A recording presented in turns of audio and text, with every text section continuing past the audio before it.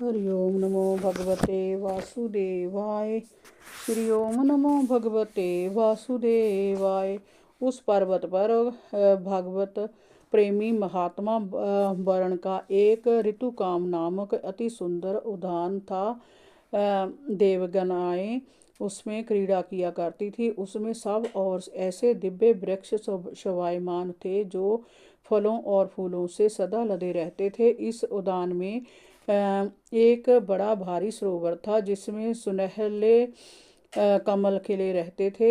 उस पर्वत के घनघोर जंगल में बहुत सी हथनियों के साथ एक गजेंद्र निवास करता था। वह बड़े बड़े हाथियों का सरदार था।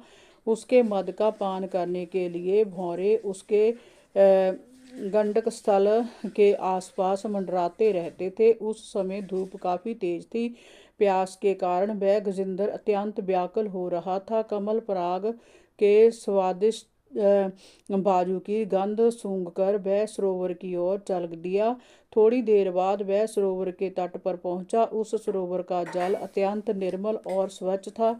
गजेंद्र ने सरोवर में प्रवेश करके जी भरकर जल पिया और सूंड उठाकर जल के फुवारे छोड़े। जल में स्नान करके उसने अपनी थकान मिटाई। गजेंद्र उन्मत्त हो रहा था। उस समय उसे जरा भी अनुमान नहीं था कि विपत उसके सिर पर मंडरा रही है।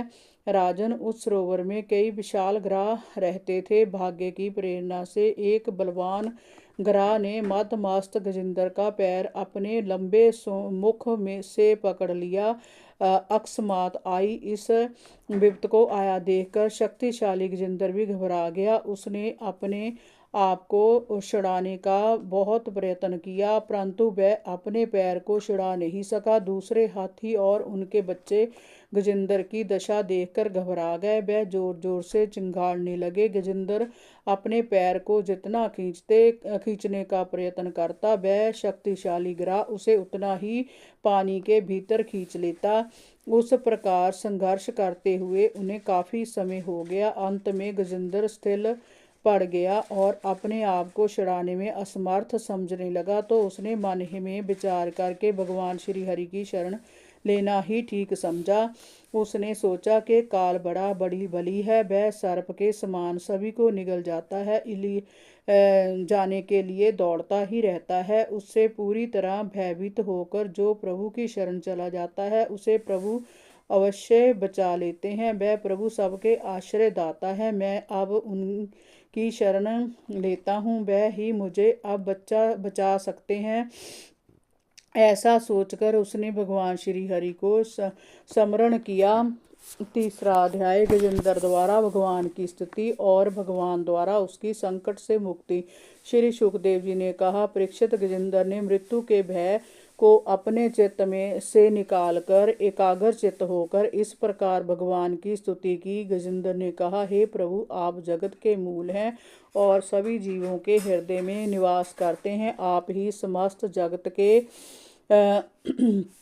स्वामी है। आपके कारण ही इस संसार में चेतना का संचार होता है।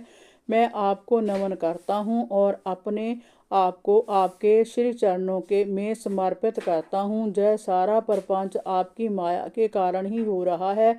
आप सभी के साक्षी हैं और सर्वत्र आपकी दृष्टि घूमती रहती है।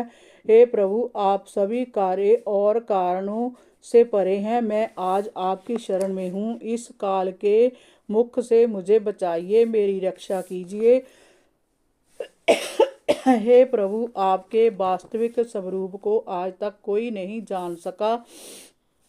पता नहीं कब किस रूप में आप कहाँ प्रकट हो जाते हैं, इसे ऋषि मुनि तक नहीं जानते। उन्हें सर्वत्र अंधकार ही अंधकार दिखाई पड़ता है। आपकी लीलाओं को भला कौन जान पाता है। आप ना जाने कितने कितने रूपों में अपने भक्तों की रक्षा करते हो।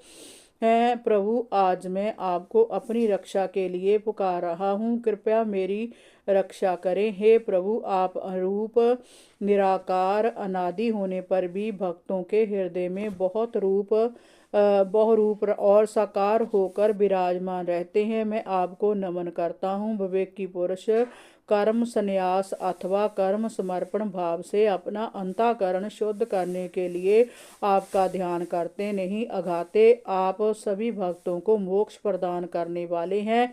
आप ही सबके स्वामी हैं, समस्त क्षेत्रों के एकमात्र ज्ञाता हैं, सर्वसाक्षी हैं। आपके बिना जगत का एक पत्ता भी नहीं हिल पाता। आपकी इच्छा के बिना किसी की गति नहीं हो सकती। आप ही प्रत्येक घटना के कार्य कारण स्वरूप हैं। जय ग्रह जो आज मेरे पैर को पकड़कर खींच रहा है, जय भी आपकी इच्छा का ही परिणाम है।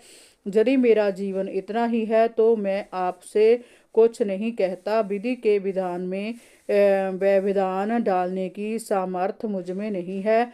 यदि मेरे भीतर कोई अहंकार आपको प्रतीत हुआ है तो उसके कारण भी आप ही हैं। हरि ओम नमो भगवते वासुदेवाय। श्री ओम नमो भगवते वासुदेवाय।